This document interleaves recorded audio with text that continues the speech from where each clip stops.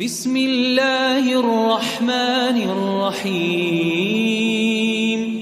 إن في خلق السماوات والأرض واختلاف الليل والنهار لآيات لأولي الألباب الذين يذكرون الله قياما وقعودا وعلى جنوبهم ويتفكرون في خلق السماوات والأرض ربنا ما خلقت هذا باطلا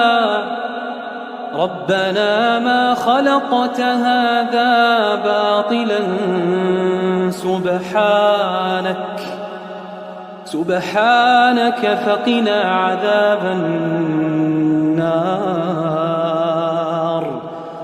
ربنا إنك من تدخل النار فقد أخزيته وما للظالمين من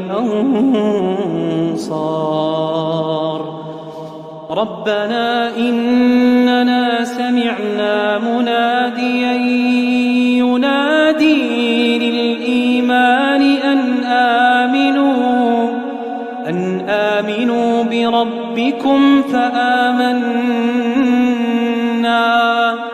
ربنا فاغفر لنا ذنوبنا وكفر عنا سيئاتنا وتوفنا مع الأبرار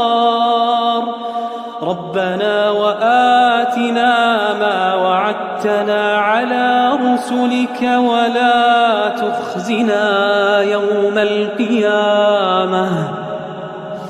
إنك لا تخلف الميعاد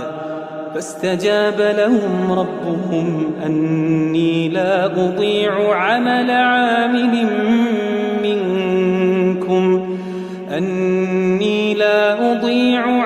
عامل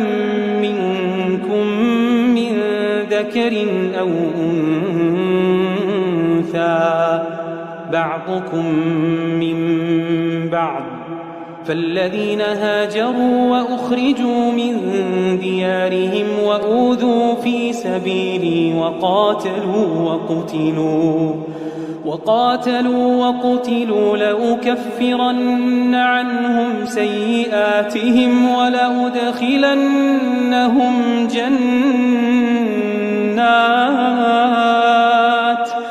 ولأدخلنهم جنات تجري من تحتها الأنهار ثوابا من عند الله والله عنده حسن الثواب لا يغرنك تقلب الذين كفروا في البلاد متاع قليل ثم مأواهم جهنم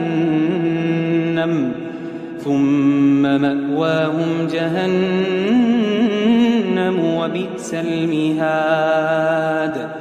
لكن الذين اتقوا ربهم لهم جنات تجري من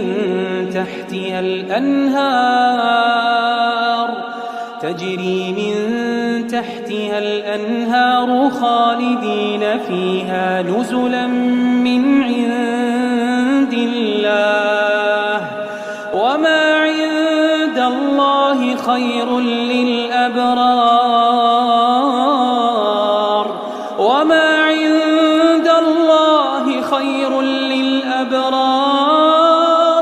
وإن من أهل الكتاب لمن يؤمن بالله وما أنزل إليكم وما أنزل إليهم خاشعين لله لا يشترون بآيات الله ثمنا قليلا أولئك لهم أجرهم عند ربهم ربهم إن الله سريع الحساب.